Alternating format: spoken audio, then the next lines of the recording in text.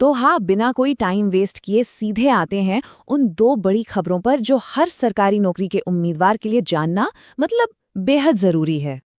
सबसे पहले बात करते हैं रेलवे की। जी हाँ, रेलवे रिक्रूटमेंट बोर्ड की ग्रुप डी परीक्षा को लेके एक ऑफिशियल अनाउंसमेंट आया है। देखते हैं इसमें क्या क्या बताया गया है। तो सबसे अच्छी बात, सबसे बड़ी राहत की बात यह है कि एग्जाम की ऑफिशियल डेट्स आ गई हैं।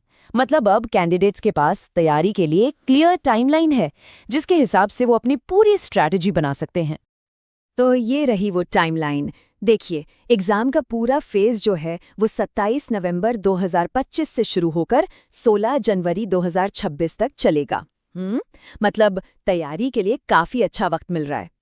एक और बहुत जरूरी बात, जो ई कॉल लेटर है ना, वो एग्जाम की डेट से ठीक 4 दिन पहले ही डाउनलोड के लिए अवेलेबल होगा, तो लास्ट मिनट का इंतजार करना सही नहीं होगा। चलिए अब रेलवे से आगे बढ़ते हैं और बात करते हैं दूसरी बड़ी अपडेट की, और ये जुड़ी है एसएससी जीडी कांस्टेबल रिक्रूटमेंट से।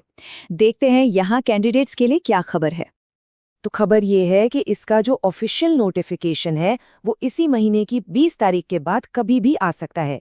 तो बस तैयार रहना है और नजर बनाए रखनी है।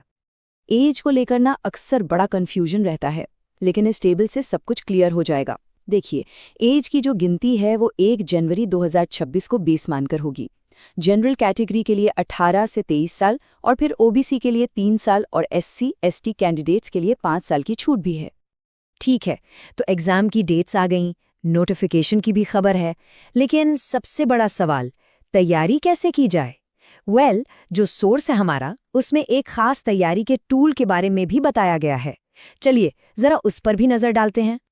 तो ये प्लेटफॉर्म है टेस्ट बुक। इसे एक तरह से एक कंप्लीट रिसोर्स बताया गया है, खासकर आरआरबी, ग्रुप डी जैसे एग्जाम्स की तैयारी के लिए। और यहाँ एक बहुत ही कह सकते हैं चौंकाने वाला दावा किया गया है। सोर्स का कहना है कि पिछले ग्रुप डी एग्जाम्स में जो सवाल आए थे वो हूबहू इनके मॉक टेस्ट से उठाए गए थे। इस प्लेटफॉर्म को इतना यूजफुल बनाने के पीछे कई फीचर्स हैं, जैसे कि यहाँ पर ढेर सारे मॉक टेस्ट मिलते हैं और साथ ही अपने परफॉर्मेंस को एनालाइज करने का मौका भी, जिससे ये पता चलता है कि आखिर इम्प्रूवमेंट कहाँ करनी है। और अगर हम सिर्फ आरआरबी ग्रुप डी की ही बात करें ना, तो यहाँ पर तैयारी के लिए 100 से ज़्यादा पिछले सालों के पेपर्स हैं और 17 से भी ज़्यादा फ्री मॉक टेस्ट भी हैं। मतलब शुरुआत करने के लिए काफ़ी कुछ है। तो ठीक है, इतनी सारी बातें हो गईं, लेकिन इन सब जानकारियों का निचोड़ क्या है? एक सीरियस एस्पिरेंट के लिए मेन टेक अवे क्या होना चाहिए? तो देखिए, पूरी बात का सार बस इतना सा है कि अगर तैयारी को सॉलिड बनाना है तो मॉक टेस्ट और पिछले साल के पेपर्स, ये दोनों चीजें तो करनी ही करनी है। इनके बिना काम नहीं चलेगा।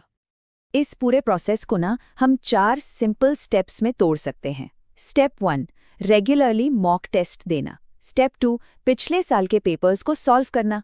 स्टेप 3, जो गलतियां होती हैं उनको ठीक से एनालाइज करना, ये समझना कि गलती हुई कहाँ। और फाइनली स्टेप 4, अपनी स्पीड और एक्यूरेसी, इन दोनों को बेहतर बनाने पर फोकस करना। तो आप देखिए, डेट्स सामने हैं, तैयारी के लिए रिसोर्सेज भी पता है। अब असली सवाल सिर्फ एक है कि एक प्रॉपर प्लान के साथ तैयारी के लिए कौन कितना डेडिकेटेड है, क्योंकि आखिर में सक्सेस की चाबी तो मेहनत और सही स्ट्रैटेजी में ही छुपी है।